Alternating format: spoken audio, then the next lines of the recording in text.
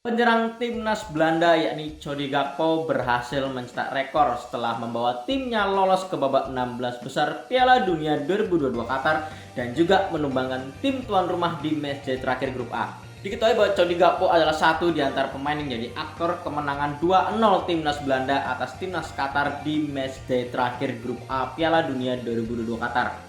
Cody Gakpo menyumbang 1 gol dan berhasil mengantarkan timnas Belanda mempermalukan timnas Qatar dengan skor 2-0.